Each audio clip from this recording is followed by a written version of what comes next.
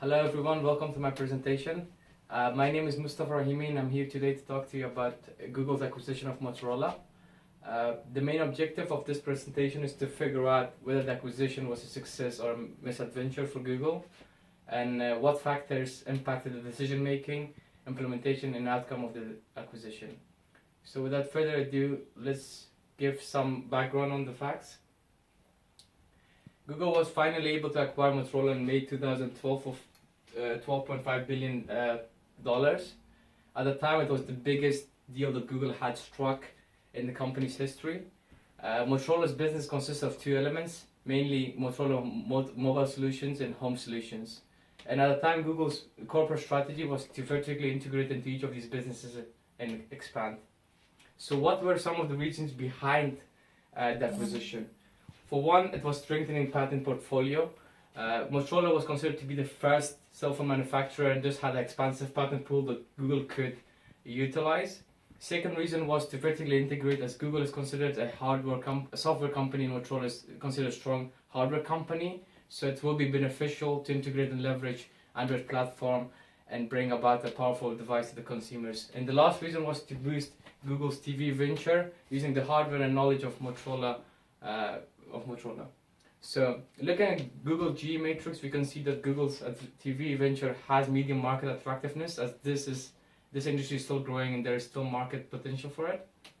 It has a medium competitive strength, as there aren't many competitors making this product.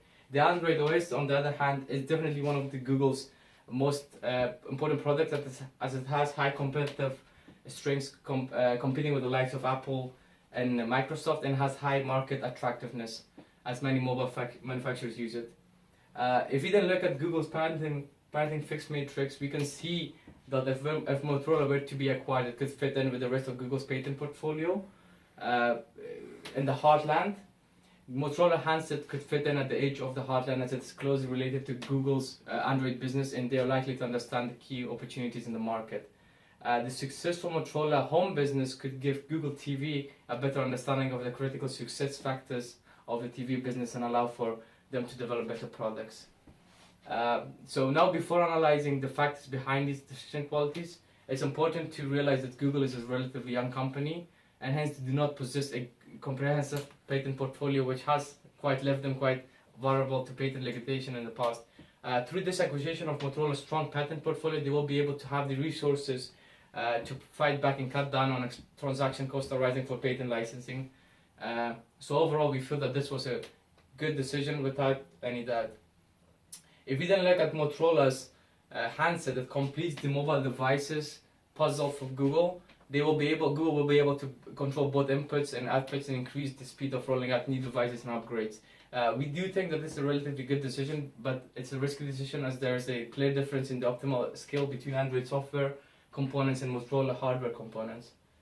And finally, if you look at Motorola's central box TV business, this generated around 30% of total revenue for Motorola.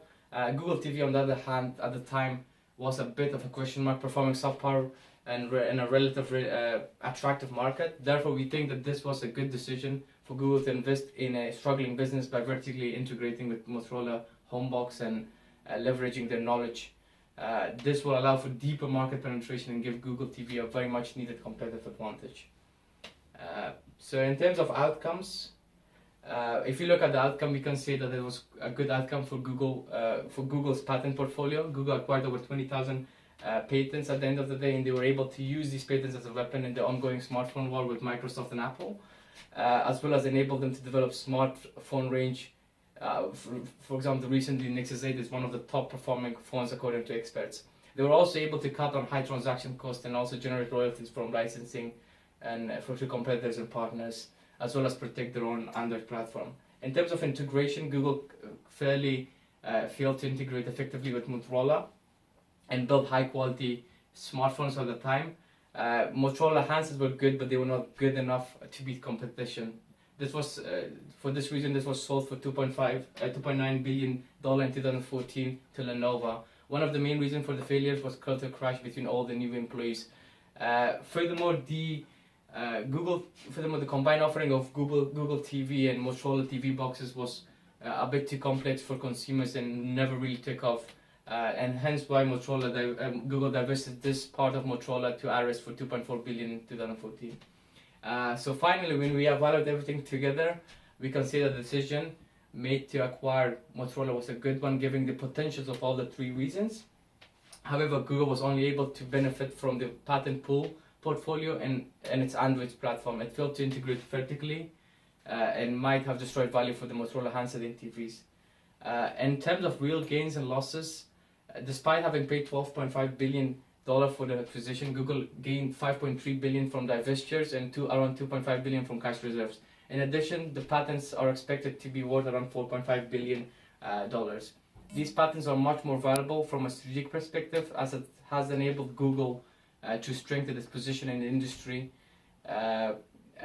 Google's ultimate goal with Motorola was always to create a viable Android player and mobile phone range, so no one company like Samsung could dominate its mobile software. And I believe that Google has achieved this aim with the introduction of Nexus 8, deemed to be one of the best smartphones of 2017. So overall, I think that the acquisition of Motorola worked out well for Google, specifically as they are seeing the fruits of the investment now. It was a good deal, though in the short term, it didn't seem like one. Thank you for listening to this from my presentation.